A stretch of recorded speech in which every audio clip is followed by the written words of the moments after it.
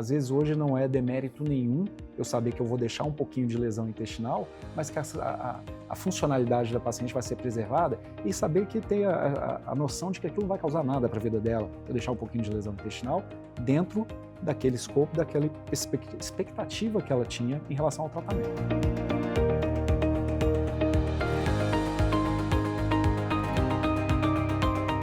Sejam bem-vindos ao Imagem que Conecta. Hoje falaremos de endometriose sob a visão do coloproctologista. Falaremos de lesões intestinais e para isso recebo o Dr. Thiago de Sá, coloproctologista, referência no tratamento das endometrioses intestinais.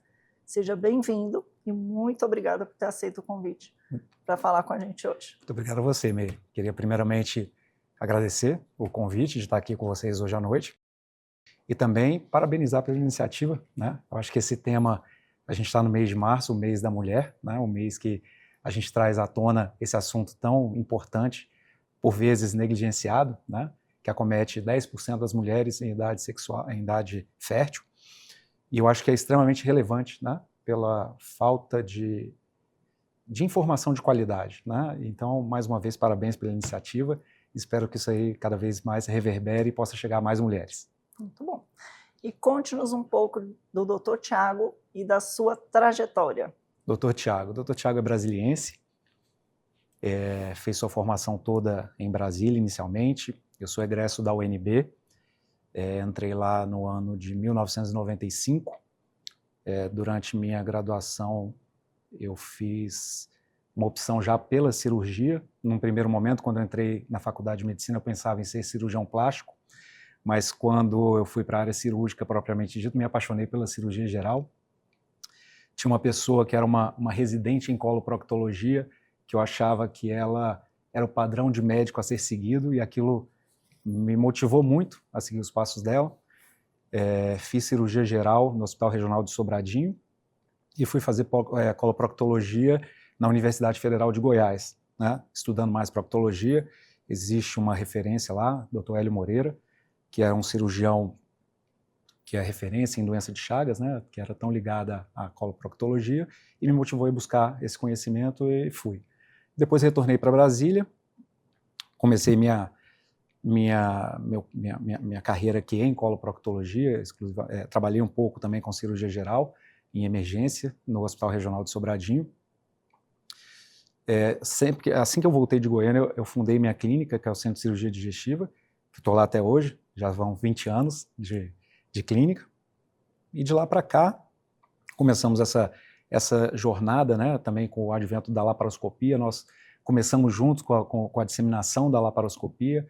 Eu tenho um parceiro cirúrgico que me acompanha nesses 20 anos, que a gente faz praticamente tudo junto, iniciamos juntos na laparoscopia, depois a robótica, né, e também, por último, não tão recente assim, essa dedicação ao tratamento da endometriose, que foi uma coisa que surgiu meio que por necessidade, né, do mercado, poucos proctologistas faziam, e que me afeiçoou muito.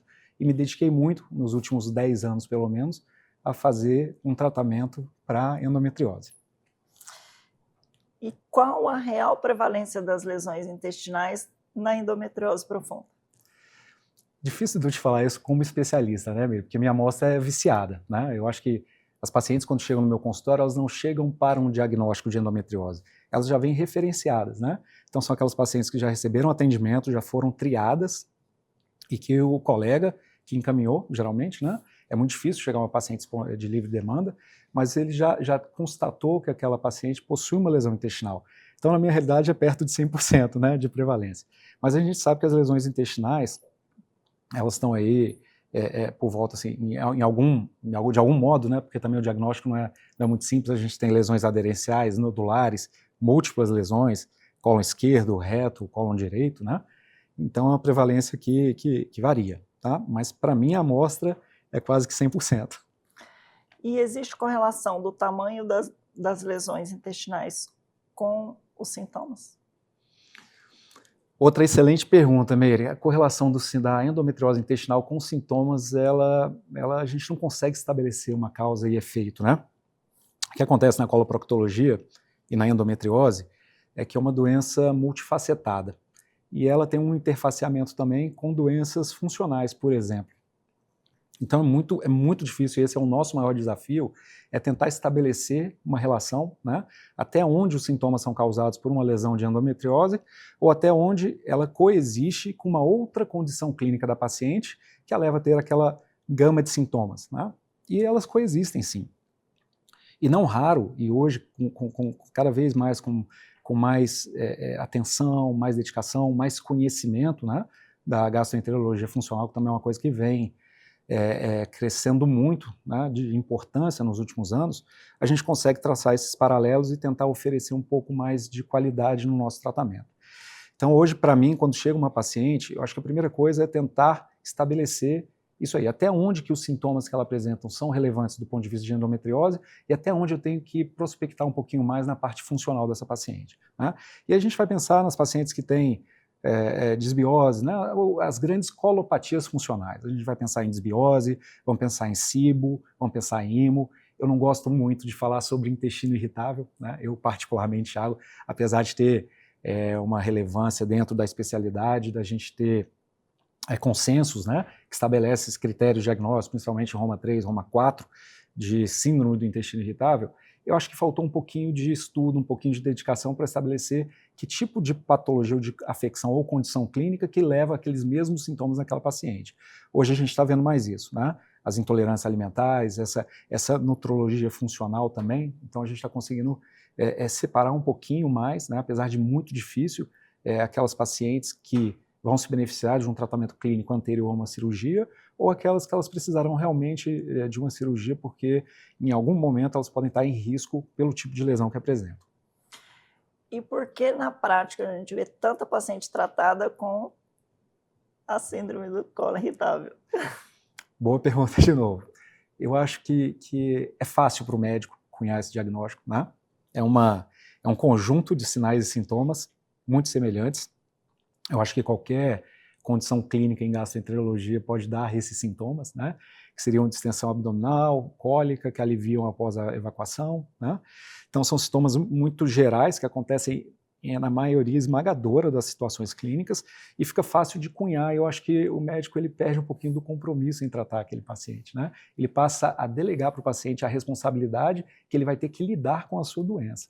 E quando a gente começa a ver que a gente pode oferecer um pouquinho a mais, se dedicar um pouquinho no diagnóstico, mais ainda no tratamento, que são tratamentos difíceis, né, que envolvem tratamentos com antibióticos, corticoides, eventualmente dietas elementares, para que a gente possa oferecer a qualidade de vida. E quando a gente começa a perceber que a nossa intervenção melhora em muito a qualidade de vida, ao ponto de deixar de operar algumas pacientes, porque você melhorou o intestino delas, né? E aí aquele fator de confusão, que antes era atribuído exclusivamente à endometriose, passa a ser um fator clínico menos relevante. E a gente consegue conduzir essas pacientes clinicamente. Eu estava em um curso uma vez com o Dr. Paulo Cossi, o ginecologista de longa data, ele fala assim, Meire, o intestino não é o segundo cérebro, ele é o primeiro. Ele é o primeiro, concordo então, com ele. E eu ouvi, né, do Dr. Paulo Cossi, tão experiente, ele trata endometriose e também faz a parte de contraste e esterossono lá em São Paulo, e eu ouvi isso dele e eu levei para a vida. E eu falo para as pacientes, né, que tem lesão intestinal, como é que está meu intestino, doutora? Que eles têm muito medo das lesões intestinais e a gente ainda vai falar sobre isso. Eu falei assim, olha, eles só vão tirar o seu intestino se for extremamente necessário. Se der para preservar, eles vão deixar, porque o seu intestino tem componente imunológico, tem componente endócrino e ele não é só para carregar as fezes. Aí elas entendem um pouco, por isso aí igual eu falei com o Luiz Otávio, eu sou só fotógrafa, então o que vai fazer depois, é lógico que a gente tem, né, a correlação, as discussões entre as especialidades, mas assim, ó, ele que vai saber tratar o que eles dão uma descascada, a gente fala ali, dão uma descascada no intestino, mas aí eu lembrei desse não é o segundo cérebro, é o primeiro cérebro. Exatamente. E é interessante você fazer essa fala, né? Assim, apesar de você falar, eu acho que a gente não pode perder a oportunidade de plantar as sementinhas na cabeça dos pacientes, né? Que muitas vezes elas já vêm com aquela ideia, um preconceito, né? Pré-estabelecido, às vezes um pouco de falta de informação, mas já determinadas da maneira mais fácil de querer resolver o problema delas, né? Eu acho que o nosso compromisso é a nossa percepção, da gente saber até onde que a gente pode ir, o que a gente consegue oferecer e o compromisso transparente que a gente tem que ter com elas, né? Eu já estou há algum tempo nessa jornada e desde que começamos a fazer isso aí, há uns 10, 15 anos, acho que uns 15 anos atrás, nós tínhamos uma visão totalmente diferente de como tratar o intestino do que a gente tem hoje, né? Era muito menos conhecimento do que a gente tem hoje e nós tratávamos a endometriose, no primeiro momento, como a gente tratava um câncer, né? Porque era a cirurgia que a gente sabia fazer. Então a paciente tinha uma lesão intestinal, eu fazia uma retossigmoidectomia extensa, eu ligava o vaso, né, a artéria mesentérica inferior, eu fazia grandes ressecções com anastomoses baixas, e aquilo a gente começa a perceber que traz uma consequência para essas pacientes, traz uma sequela funcional, e essa sequela, por vezes, ela vai ser permanente o resto da vida. São pacientes jovens, né, que muitas vezes a nossa intervenção levaria elas, e levava, ou levou algumas delas, a ter uma qualidade de vida pior do ponto de vista intestinal, né, se viram livres da doença, porque a nossa percepção era um pouco equivocada de como tratar a doença. Mas isso faz parte do amadurecimento, eu acho que o mundo aprendeu com isso, né, a gente pegou essa geração que foi tendo que se desafiar e aprender a tratar a endometriose. E a gente vê que isso são fases, né? Então a gente tratava como câncer, depois vem a fase da identificação do ureter, da preservação do ureter, depois da dissecção, depois de não mexer no ureter, né? E como a medicina é aquela ciência das verdades transitórias para os fins didáticos, né? Para a gente explicar para as pessoas como que são as coisas. Mas isso permitiu que a gente desenvolvesse um padrão de atendimento, um padrão de tratamento operatório, né? Da gente saber o que fazer e principalmente o que não fazer. Então hoje, como você falou, eu acho que é importante a gente ter essa noção, a depender do tipo de tratamento, da proposta e da expectativa da paciente, até onde a gente pode ir, né? Não é errado eu deixar um pouco de lesão intestinal para ser mais conservador do ponto de vista intestinal. Paciente próxima do período do climatério, né? A gente sabe que as lesões já estabelecidas não vão regredir, mas que novas lesões deixarão de surgir, né? E será que dá tempo daquilo causar algum sintoma na paciente? E será que aquilo já causava algum sintoma ou ela coexistia? É diferente de eu pensar um paciente, atender uma paciente jovem que tem infertilidade, que você muito bem falou, né? Existem outros fatores que são ainda desconhecidos no intestino. O intestino se correlaciona muito com infertilidade. Quem tem lesões graves de compartimento posterior, 85% dessas mulheres, né, apresentam algum tipo de infertilidade, e a gente acredita por questões imunológicas, pelos outros papéis que o intestino tem, né, sistêmicos, né, essa questão, essa relevância tamanha do intestino na imunologia, nas alergias, né, naquele primeiro contato que a gente tem com o mundo exterior, na apresentação de antígenos. Então a gente não conhece bem esses mecanismos fisiopatológicos, né? Mas a gente sabe que essa paciente ela vai se beneficiar independente do que eu possa trazer de sequela, isso é combinado, né, eu já tenho uma expectativa do que o meu tratamento vai causar na paciente, mas é diferente de uma paciente que está mais perto da menopausa, né, uma paciente que não quer ser mãe, né, uma paciente que tem um bom funcionamento intestinal, que às vezes se eu for muito radical, né, eu vou levar essa paciente a ter uma disfunção para o resto da vida dela, né, e tem aquelas questões da percepção. Será que essa lesão tem uma localização, um tamanho que pode ser que, com o tempo que ela ainda tem de progressão de doença, traga algum prejuízo futuro para ela, uma necessidade de uma intervenção de urgência, uma reintervenção, né? Porque a endometriose a gente aprendeu lá atrás que ela tem que ser, apesar de ser muito frequente reoperações, a gente participar de reoperações 6, 7, 8, 10 vezes a paciente já foi operada, mas é um tratamento que ele tem que ser one-shot surgery.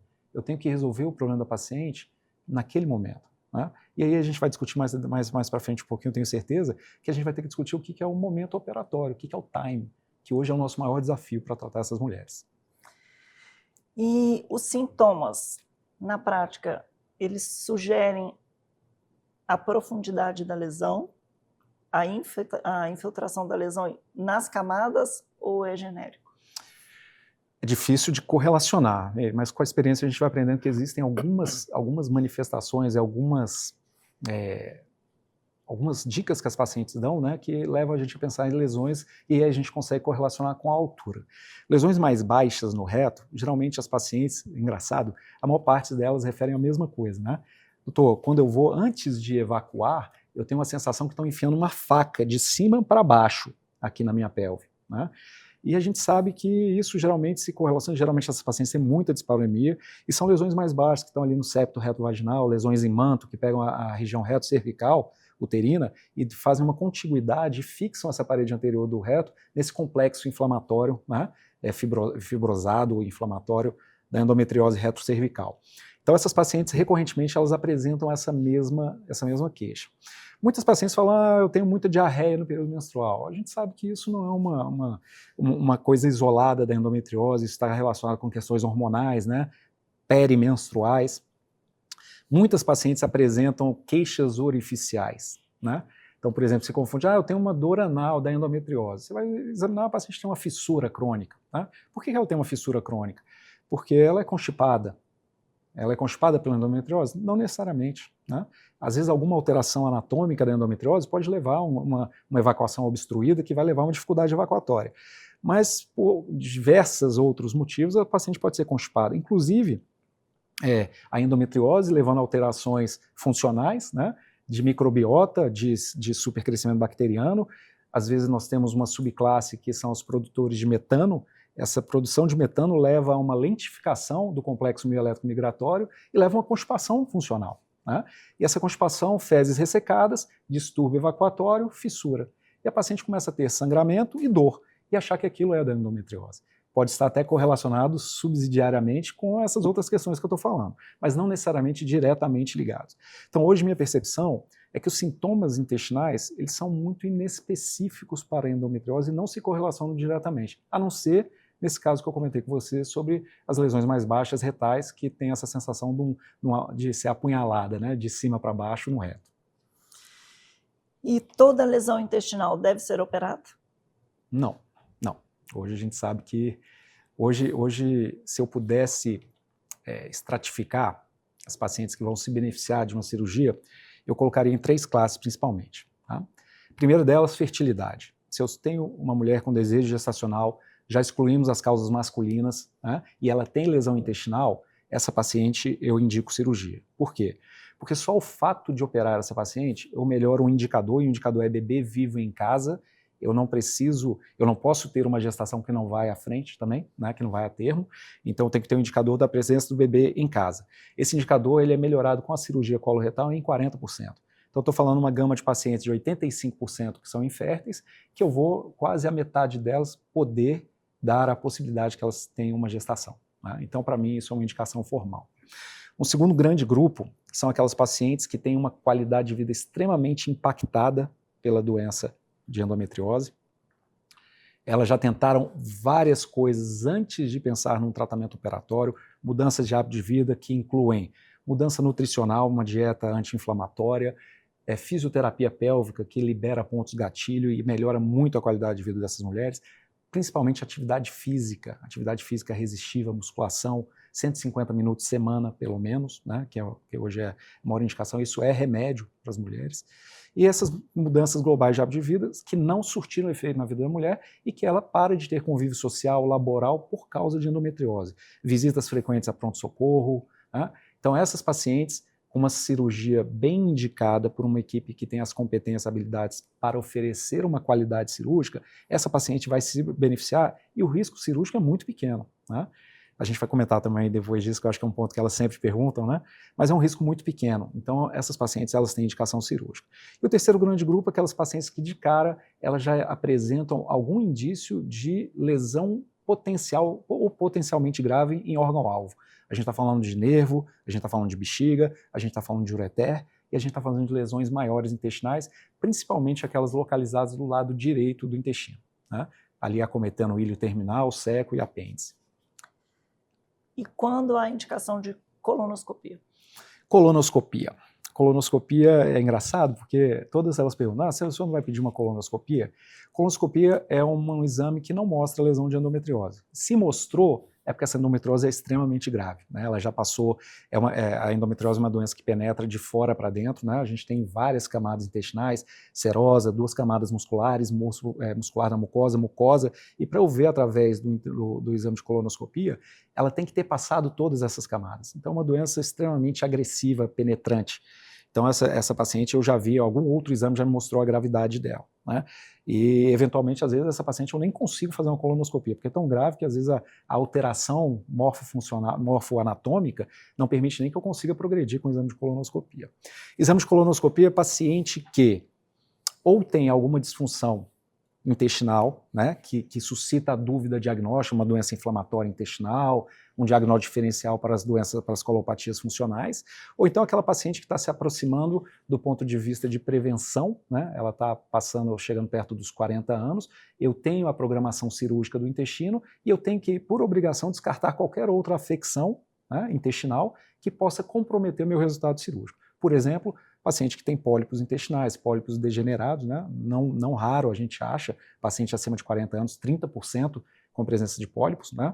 Nem, graças a Deus a maioria não vai virar um câncer, mas a gente se depara com displasias de alto grau, com alguns outros achados, em que se eu fizesse uma intervenção intestinal nessa paciente, com o passar do tempo ela poderia, em pouco tempo, apresentar uma outra situação, uma outra condição clínica grave coloretal e eu teria deixado despercebido. Então hoje para mim é prevenção e segurança para um procedimento por outro motivo. E o que um cirurgião coloproctologista precisa receber no mapeamento para se sentir seguro? Essa é uma boa pergunta.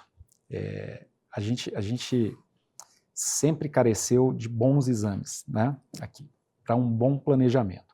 Hoje, o que o cirurgião coloretal quer é segurança, é ele estar numa cirurgia com uma equipe competente, né, com uma equipe capaz de solucionar de uma maneira segura o problema da paciente, com equipamentos suficientes para fazer a cirurgia que vai resolver o problema daquela paciente. Tá? Então, hoje, um exame bem feito para mim é um divisor de águas preparatório, para eu selecionar, né, quem me acompanhará nessa cirurgia e que tipo de material preciso ter em sala para que eu possa oferecer o melhor tratamento possível e disponível para aquela paciente. E a presença de múltiplas lesões altera a sua estratégia? A maior parte das vezes, sim. A maior parte das vezes, sim. Nós sabemos que, a partir do momento que eu resolvo tratar esse intestino, né, o fato de eu ter várias lesões, num primeiro momento, ela já me leva a pensar que eu vou ter que ser um pouco mais agressivo do ponto de vista de tratamento. Agressivo no sentido de partir para ressecções segmentares, ao invés, né, de tentar ser mais conservador, utilizando a técnica de shaving, que é aquela raspagem que você falou, ou então as ressecções nodulares, as nodulectomias, também chamadas, pela técnica que nós utilizamos, de ressecção discoide do reto. Que essa é reservada quando nós temos lesões únicas, né, geralmente menores do que 3 centímetros, e que ocupem menos do que 30% da circunferência do órgão, né? Então essas a gente consegue fazer a retirada apenas do nódulo. Então quando você me traz que a paciente já tem ali múltiplas lesões, isso aí eu já vou preparado que vai ser uma cirurgia maior, eu já vou muito provavelmente ter que fazer uma ressecção segmentar, e pior ainda quando você já me mostra que tem do lado direito, né? Que além de fazer uma ressecção segmentar do lado esquerdo, essa paciente ainda vai precisar, né, de um tratamento do lado direito. Então essa paciente ela sai com múltiplas ressecções intestinais, múltiplas anastomoses, né? E isso para a gente faz muita diferença do ponto de vista de programação. Em relação à técnica, como você explica para as pacientes o shaving, o discoide e a ressecção? Então, quando a gente chega com um exame confiável como o seu, então a gente já tem uma noção muito grande do que a gente vai precisar, né? Quando você me traz que é uma lesão e assim, a equipe decidiu que é necessária a equipe multidisciplinar, a presença do coloproctologista, você me traz que é uma lesão aderencial, né, sem penetrar a camada muscular do órgão, você já me diz isso no seu exame, e a sua correlação é muito grande com o que você me fala e o que eu vejo nas cirurgias, eu já explico para o paciente que muito provavelmente, né, eu não consigo dar essa certeza, mas que o tratamento seria apenas já retirada da ressecção do tecido inflamatório superficial. E eu uso muito a analogia com o termo em inglês que é o shaving, né, como se fosse uma raspagem, um barbeamento. Então eu explico o que eu vou fazer do ponto de vista de ressecção. Quando você me traz uma lesão única, menor do que 3 centímetros, né, menos que 30% da circunferência, eu consigo explicar para as pacientes também que muito provavelmente, né, se tiver indicação, aquele nódulo será ressecado durante a cirurgia. Eu faço uma analogia como se eu tivesse uma manga, né, que eu colocasse um dispositivo aqui, um cilindro por dentro, e que eu pegasse a manga e fizesse uma dobradura, né? E que o dispositivo que está lá dentro, ele vai cortar esse segmento e grampear ao mesmo tempo. E o produto disso vai ser um disco, por isso o nome de ressecção discoide. E para aquelas que têm múltiplas lesões, como a gente já comentou, essas eu explico o que é uma ressecção segmentar, o que a gente espera a depender da altura do reto, né, que é principalmente o órgão que a gente tem maior preocupação por causa da funcionalidade, da altura que você me diz que está a lesão da borda do ânus, eu explico o que a gente espera de desfecho depois funcional após uma eventual cirurgia. E dessas lesões que a gente dá, né, a distância da borda anal, as lesões mais baixas, ao nível do septo retrovaginal, ali da vagina, para os pacientes entenderem, muda o seu planejamento cirúrgico? Diferente de uma lesão a 20 centímetros, por exemplo? É totalmente diferente, né? Como eu falei assim, uma lesão a 20 centímetros, eu já falo para paciente que muito pouco provavelmente, né? Muito pouco provável que ela vai ter uma sequela funcional importante. Tá? Uma retossigmoidectomia, assim como a gente pratica por uma doença diverticular, né, que a gente tira ali exclusivamente sigmoide, que a gente faz uma secção do reto no reto alto, a nível do promontório sacral, a gente sabe que isso funcionalmente trará pouca ou nenhuma, né, sequela funcional. Ao passo que quando eu lido com o reto é o nosso marcapasso intestinal. Né? Quanto menos reto eu tiver, mais consequências de funcionamento eu vou ter. E quanto mais baixo for essa lesão, menos reto eu vou ficar. Né? E nosso maior desafio hoje, Meire, é você tentar trazer uma cirurgia econômica no reto. Então hoje a gente traz algumas estratégias, algumas táticas cirúrgicas para que a gente consiga poupar reto. Né? Então a gente libera os ligamentos, a gente tenta buscar esse septo reto vaginal e desdobrar ele do reto, né? E a gente tem observado que isso é possível. Né? Se não for uma lesão muito infiltrativa, como o septo e o reto tem uma camada de gordura importante, a gente consegue fazer ali um shaving dessa parede do reto, trazer o nódulo muito mais para cima e promover ressecções mais altas de reto. Então, com isso, eu poupo funcionalidade da paciente. Né? Isso é a experiência que foi mostrando para a gente aos poucos, e o exame, isso para a gente muda totalmente, né, essa noção e esse planejamento. Porque eu sei que quando eu for abordar, eu já espero. E outra coisa, né, que foi bom você falar isso, muitas lesões passavam despercebidas antes de exames de boa qualidade, porque tinha aquela falsa impressão que falava endometriose profunda é aquela que penetra 5 milímetros no peritônio. Não raramente a gente começou a explorar os espaços e ver um peritônio totalmente íntegro com lesões profundas de endometriose, né? No septo profundo, na inserção profunda do ligamento uterosacro, perto ali dos nervos, perto do músculo piriforme, né? E que o peritônio em cima era íntegro. E o ultrassom mostra isso pra gente, né? A altura dessas lesões. Então a gente se prepara mais, quem que a gente vai explorar, quem que a gente vai abrir os espaços, quem que a gente vai buscar essas lesões, né? Porque quando a gente acha essas lesões, a gente tem menos recidiva, a gente tem mais qualidade de entrega, né? Então isso faz toda a diferença no meu planejamento. E quando você recebe uma ressonância ou um mapeamento que você se surpreende, né, com os achados, que o mapeamento não disse, né, que tinha tanta lesão e na prática você achou lesões maiores e mais extensas, o que te preocupa e quais os riscos? Eu acho que a preocupação é de não ter tido a oportunidade de explicar para a paciente, né, previamente, que o meu ato operatório pode deixar sequelas na vida dela para sempre. Tá? Então isso para mim faz muita diferença, e hoje já com essa experiência, eu já no preâmbulo, numa consulta, eu já tento, num primeiro momento, deixar tudo isso claro, que a gente vai estar ali mediante uma caixinha de surpresas, né, que eu tenho um exame que ele é complementar, que eu uso muito desse rapport, dessa entrevista, dessa conjuntura de sintomas, para a gente ter uma ideia do que a gente pode encontrar ou não. Surpresas, elas acontecem, já aconteceram muito mais, né? Eu acho que hoje os exames estão melhorando, né?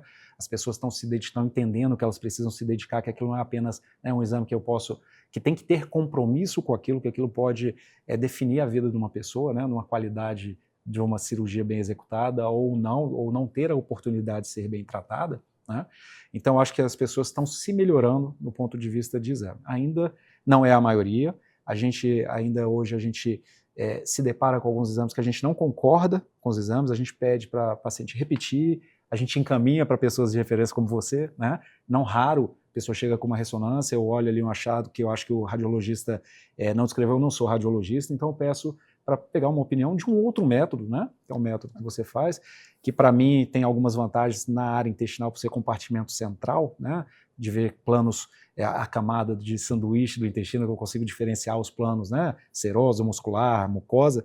Então isso faz uma diferença para mim, sim. Agora, nas surpresas, Meire, a gente se preparou para isso, né? A gente desenvolveu um planejamento, uma tática cirúrgica para dar uma padronização de tratamento.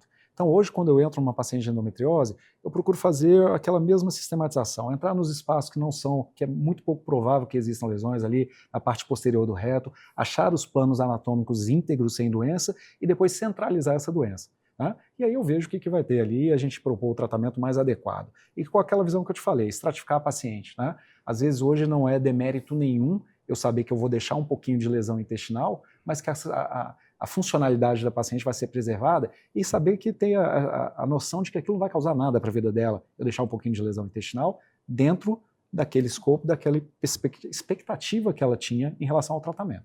Né? E falando do pós-operatório e das temidas complicações. Vamos lá. Né?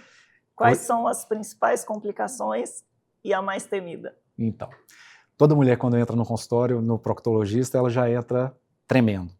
Do tremor passa um choro, né? Um choro e fala assim, doutor, eu vou ficar com a bolsa? Né? É 100% das pessoas, Meire. As pacientes jovens, né? A gente está lidando com um público feminino, no auge, né, da vida sexual, reprodutiva, né? São mulheres jovens, geralmente, de 20 a 45, 50 anos, né? Mais tardar. E que a estética, né, a gente está num mundo que a busca pela estética, né, é uma coisa frequente, constante, diária, e que a possibilidade delas terem uma bolsa de colostomia é uma coisa totalmente assim, abominável. Né? Aí a gente trata disso de uma maneira extremamente transparente. Né? O risco sempre existe, né, quando a gente lida com o intestino, não somente na endometriose, mas qualquer patologia coloretal, a gente tem um risco real de ter complicações da cirurgia coloretal. Hoje poucos proctologistas gostam muito da cirurgia, porque coloproctologia é uma cirurgia que tem uma taxa de complicação muito elevada, porque lida com uma gama de pacientes mais velhos, doenças que são mais expoliantes, tipo neoplasias, né, doença diverticular de repetição no idoso, e que são pacientes que são acometidos de uma certa maneira de comorbidades, né, que o desfecho cirúrgico é diferente. Numa paciente jovem de endometriose, numa equipe competente, utilizando material de qualidade, a taxa de complicação ela não é alta. Né? A taxa global é entre 5% e 8%. Nós temos uma taxa pessoal de complicação muito baixa do ponto de que nos encoraja sempre a oferecer isso, sempre sendo muito honesto que a possibilidade existe, mas que é uma coisa que é muito difícil de acontecer, porque nós dominamos o que fazer, o que deixar de fazer e fazemos questão de usar material de qualidade. Tá? Então hoje a complicação ela tem que ficar claro para a paciente, né, que é sempre um risco. A colostomia, quando ela acontece, eu falo sempre para elas, a gente nunca entra numa cirurgia planejando, por mais baixa que seja a lesão, fala, nós vamos fazer a sua cirurgia, você vai sair da cirurgia com a colostomia. A colostomia ela acontecerá caso a sua cirurgia correu tudo errado, não deu certo. A gente fez uma emenda no intestino que não pegou, a sutura não fistulizou, a gente te resgatou de uma situação crítica com risco de vida e a colostomia ela vai ser uma medida necessária, salvadora de vida e temporária. Né? Eu, graças a Deus, nas complicações que eu tive até hoje, todas, graças a Deus, nunca tive nenhum óbito relacionado em endometriose. As poucas complicações que a gente teve foram todas revertidas e as pacientes foram salvas de uma situação extremamente crítica. Né? Então, eu sempre falo para elas que quando a gente coloca o potencial benefício que ela vai ter com uma cirurgia bem indicada, com aquelas premissas todas que eu já falei antes, de um eventual risco, eu falo que quando a gente coloca isso numa balança, sempre vai valer a pena operar. Né? Porque a cirurgia, a tendência da gente conseguir oferecer para a paciente o benefício que a gente espera, em conjunto, a expectativa dela, e eu como profissional acho que posso oferecer a ela, é muito superior do meu eventual risco. O risco a gente nunca vai conseguir mitigar completamente, porque é uma coisa multifatorial, mas no que cabe às competências, habilidades relacionadas ao procedimento cirúrgico, esses a gente tem excelentes resultados. Né? E eu acho que isso é uma maneira, e a maior parte delas entende dessa maneira. Eu falo que se é uma coisa extremamente relevante, né, ao ponto de vista de optar, falar assim, se eu souber que minimamente eu tenho a possibilidade de ter uma colostomia, eu prefiro não fazer. E essa é uma opção que eu dou ao paciente. Né? É melhor não fazer, apesar de saber que é um risco mínimo, que não vai acontecer, mas a gente tem que ser muito sincero, né, e muito transparente quando a gente lida, principalmente com coisas que são muito caras para a nossa paciente, né? E só não terão complicações com aquele que não faz. Que é aquele que não faz, né? Exatamente. E a taxa de fístulas, né, e de decência de sutura é ainda menos frequente? Meire, nós temos uma amostra aí perto de uns 1.200 casos aí nesses 15 anos operados. E eu acho que nós tivemos complicações graves em 4 pacientes. Tá? É uma taxa extremamente pequena, né, prevalente. Eu sempre falo isso com as pacientes assim, como cirurgião, o meu indicador é muito bom, mas para essas 4 pacientes é 100% na vida delas, né? Então eu acho que medicina a gente não pode lidar estatisticamente. Porque se aconteceu com você, é 100% na sua vida. Por mim, eu posso ser o melhor cirurgião do mundo, né? Mas isso é um fator que eu acho que é mitigador para a possibilidade. Eu acho que quanto mais experiente for seu cirurgião, mais resultado ele tiver, mais volume de pacientes operadas sem complicações satisfeitas, isso é um fator positivo para o tratamento, né? Eu acho que isso é uma vantagem concorrencial em relação àquela pessoa que está começando na curva, né? Que ainda está tendo aquelas coisas que são inerentes de quem está em formação, né? Então pode ser um fator decisivo em termos de complicações. Mas realmente a impressão que eu tenho hoje, pacientes com boas indicações, bem conduzidas no perioperatório, a taxa realmente é muito pequena, né? de complicações de tipo fístula, deiscência, que consequentemente levaria a peritonite e mais tardar, né, em reoperações com colostomia. E a cirurgia, quando bem indicada, ela reduz a dor intestinal e os sintomas consistentemente? Olha só, a cirurgia bem indicada, bem conduzida, ela melhora a qualidade de vida, né? E a gente está falando de uma condição clínica que ela é extremamente multifacetada. Às vezes a sensação de bem-estar, a diminuição, a melhora na relação sexual, a melhora nas relações, o fato de trabalhar melhor, dormir melhor, estar mais feliz, frequentar outros ambientes, traz um bem-estar geral, né? Eu consigo, é muito difícil correlacionar o sintoma intestinal com a endometriose, mas eu acho que nesse contexto de melhora global, o intestino ele pega uma carona e melhora e traz mais qualidade. E quando não melhora imediatamente, nós temos um conjunto de estratégias também para melhorar a função intestinal, né? Eu não consigo dissociar isso, né? E a gente consegue oferecer um pacote global de melhora, né? E hoje o que eu posso te falar é que a grande maioria das pacientes que a gente trata tem uma satisfação global bem importante. É muito difícil porque essa seleção ela é importante. Quem deve ser operada, né? Quem merece realmente ser operada e quem não precisa, né? A minha percepção é isso. Pacientes que não teriam uma boa indicação num primeiro momento, elas têm uma frustração, porque o que levou elas a operar não foi resolvido, né? Ao passo de que aquelas pacientes bem indicadas, aquelas premissas que eu falei anteriormente, aquelas 3 situações, elas geralmente, por mais que eu tenha que fazer ressecções, que elas tenham uma sequela, uma piora de qualidade de vida funcional intestinal, elas ficam muito mais felizes pelo ganho global nos outros aspectos, né? E o intestino ele tende a gente a conseguir mitigar isso com o passar do tempo, né? A gente costuma, após 2 anos de cirurgia, um tempo que parece que não passa nunca, mas as pessoas chegam nesse ponto, a ter um novo normal de funcionamento e as pessoas se adaptam, né? Quando isso acontece.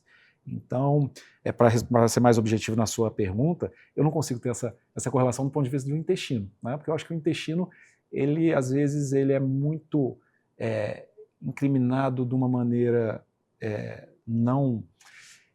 como que eu posso falar isso, né? Ele é responsabilizado de uma maneira injusta, né? Então, muitas vezes, as pessoas se baseiam a tomada de decisão cirúrgica por causa do intestino.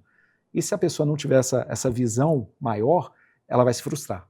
Porque o intestino é uma das últimas coisas que vai melhorar do ponto de vista do tratamento global da endometriose. E nós estamos no mês das mulheres, né? O março, mês das mulheres, e também da conscientização da endometriose.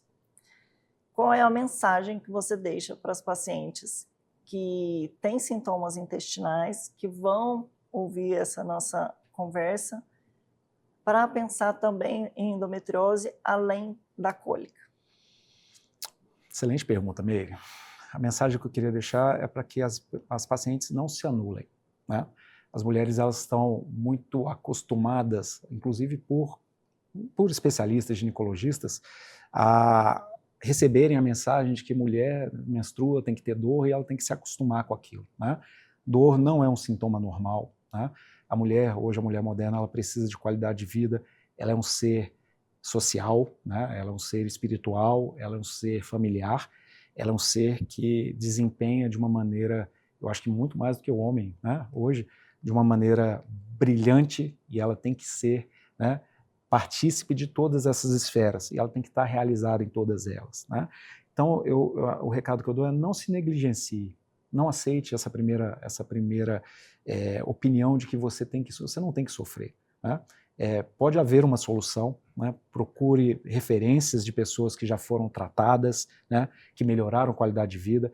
Iniciativas como a sua hoje, né? Disseminam conhecimento. Eu acho que hoje a mídia social tem um lado bom, né? Que essa disseminação, quando a gente tem filtros, né? Quando a gente tem qualidade envolvida, que podem direcionar, né? Escutar uma opinião, escutar uma segunda opinião. Não achem que a primeira pessoa que vai te falar, ela é detentora de toda a razão, até porque a endometriose, eu falo para as pacientes, a sua endometriose é exclusivamente sua. Tem muito mais de 1000 casos, que para mim como cirurgião, o que me motiva a operar essa paciente? Que cada caso é um caso, né? Então existe a relação da paciente com a sua própria endometriose, é dela, né? Então escuta uma pessoa, não existe certo e errado, não existe uma tomada de decisão que é a mais acurada.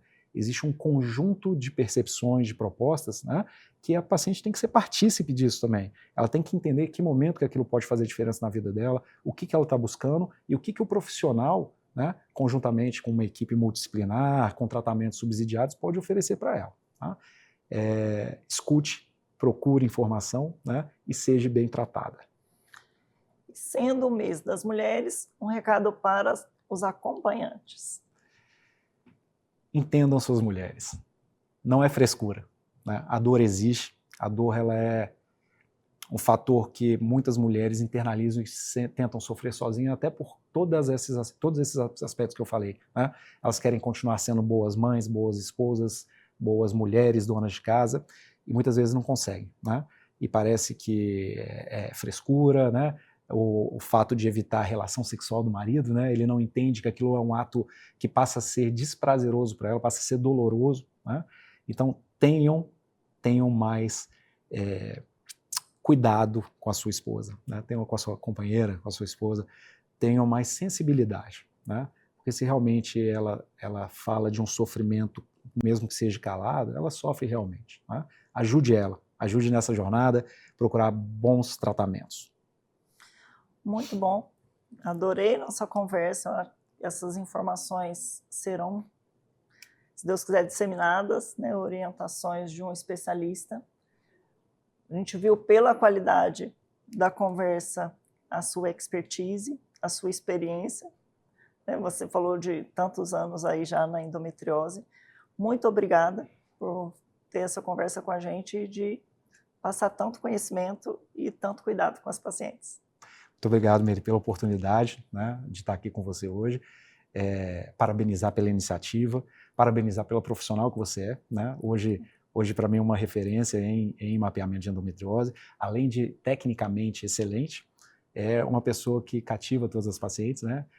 Essa sua sementinha que você planta faz diferença, pode ter certeza, né? Continue nesse caminho que eu acho que seus frutos vão multiplicar muito. Parabéns. Obrigada, faço com muito carinho, né? Fico muito feliz de fazer a diferença na equipe e na vida das pacientes, e fico muito feliz quando eu consigo